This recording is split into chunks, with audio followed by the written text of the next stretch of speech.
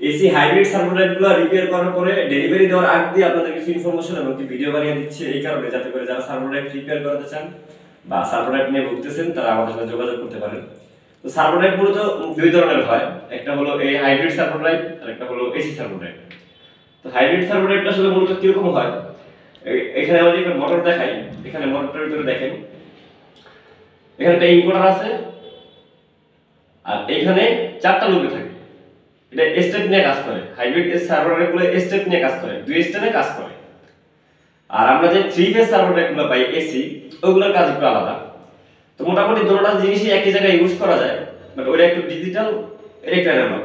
এই আর এটা মূলত 0.75 কিলোওয়াট পর্যন্ত হয়ে থাকে বেশি ম্যাক্সিমাম সাইজ, আর নরমাল ছোট জায়গা হলে স্টেপার দিয়ে কাজ চালিয়ে নেয়। তো এখানে ইনভার্টারটা দিছে এই কারণে যাতে করে প্রপার ফিডব্যাকটা পায়, ড্রাইভ প্রপার ফিডব্যাকটা পায়। তো এই জন্য এখানে ইনভার্টারটা দেওয়া হয়েছে। আর এইখানে এটা দেখেন, এটা হলো উইদাউট ব্রেক, এই ড্রাইভটার ভিতরে হলো উইদাউট ব্রেক, এটার ভিতরে কোনো ব্রেকের লাইন নেই, এই জন্য 4 লুপে করা। এটা 60 ভোল্ট থেকে 110 হয়ে থাকে বা 70 ভোল্ট থেকে 110 পর্যন্ত হয়ে থাকে, 24 ভোল্টেরও হয়। বাট এটার ভিতরে দেখেন এটা একটু বড় সাইজ, কিন্তু জিনিসটা কিন্তু ওয়াট কিন্তু সেম। এটাও 0.75 কিলোওয়াট, এটাও 0.75 কিলোওয়াট, বাট এটার ভিতরে এক্সট্রা কি দিয়েছে বডিটা বড় দেখাচ্ছে, এর কারণ হলো গিয়ে এর ভিতরে দেখেন এক্সট্রা একটা ব্রেকের লাইন দিয়েছে, এই যে মাঝখানে একটা ব্রেকের পার্ট। তো এই ব্রেকের পার্টটা দেওয়ার কারণে এটা আরো ব্রেকিং সিস্টেমটা খুব ভালো কাজ করে। তো এটার ভিতরে যদি আমি দেখাই,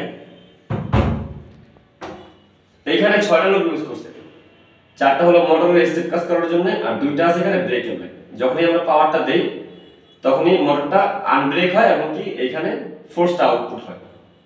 তো ব্রেক থাকার কারণ এইটা, যখনই এই স্টেপারটা অফ করা হয় সাথে সাথে ব্রেকিং কাজ করে এবং কাজ করার পরে জায়গায় একেবারে সেম পজিশনে এটাকে ব্রেক করা হয়, এই জন্য এটা লাগানো হয়েছে। আর এটাও সেম কাজই করে, বাট এটা অনেক সময় কি মিলি 1 মিনিট 2 মিনিট পর্যন্ত দেখা যাবে কোনো ডিফারেন্স হয়ে যায় বেয়ারিং টেরিং জ্যাম থাকলে বা সমস্যা হইলে। তো সেই ক্ষেত্রে এই জন্য এইটা একটু বেটার, এটা বেটার কাজ করে। তো এটাও একই মেশিনেই লাগানো থাকে, যার যার মতো যা লাগে না, যেটা যখন যে মেশিনে ভালো কোয়ালিটি আনা যায় এভাবে। তো এই ড্রাইভগুলোর ভিতরে আসলে মূলত কি কি প্রবলেমগুলো হয়, আমরা যারা সার্ভো ড্রাইভ ইউজ করি বেশিরভাগ সময়, তো আমরা সার্ভো ড্রাইভ, আমরা যে কোনো ব্র্যান্ডের সার্ভো ড্রাইভ নিয়ে কাজ করি বা রিপেয়ার করি, তো আমরা দেখে থাকি বেশিরভাগ সময় এখানে কি হয়, ওভার কারেন্ট ফল্ট আসে, তারপরে আপনার গিয়া ওভার ভোল্টেজ ফল্ট আসে, তারপরে ইনকোডার ফিডব্যাকের প্রবলেম আসে, ইনকোডার প্রবলেম হয়। তো এই জিনিসগুলো যারা এখন অ্যাভেলেবেল না যেহেতু সার্ভো ড্রাইভ, তো আমরা অনেকদিন যাবত রিপেয়ার করি এবং কি অনেক কাজ করতেছি রিপেয়ারের আমরা সার্ভো ড্রাইভের।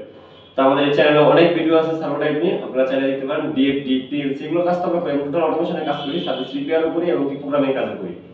তো এই জিনিসগুলো এখানে আমি যদি একটু পরিচিত করি, আগেও পরিচয় করাই দিয়েছি এই জিনিসগুলোর সাথে বা কোডগুলোর সাথে। এখানে পাওয়ার সাইড আছে, এখানে ইনপুট সাইড আছে, এখানে কন্ট্রোলিং সাইড আছে, এইখানে আছে মুভবাস করার জন্য বা প্রোগ্রাম রিড করার জন্য বা রাইট করার জন্য একটা পোর্ট, ইউএসবি পোর্ট। আর এইখানে এই দুটো কিন্তু একই জিনিস, বাট এটা সিরিজটা পরে, এটা আপডেট সিরিজের, এটা হলো ওল্ড সিরিজ, এটা H2 758 আর এটা হলো HBS 758S, মানে এই দুইটা এটা থেকে একটু আপডেট। এই কাজটা সেম, এর ফিডব্যাকও সেম, ওয়ার্ডও সেম, সবকিছু সেম, প্যারামিটারও সেম, শুধুমাত্র ওরা ভার্সনটা চেঞ্জ করে এর ভিতরে এক্সট্রা কিছু প্যারামিটার অ্যাড করছে। তো এটা একই কাজই করে এবং কি এগুলা সিএনসি মেশিনে বেশি ইউজ হচ্ছে, বা আমরা যেখান থেকে নিয়ে আসছি সেগুলা সিএনসি কোম্পানি এবং বাংলাদেশের সুনামধন্য কয়েকটা সিএনসি কোম্পানির কাজে আমরা করি।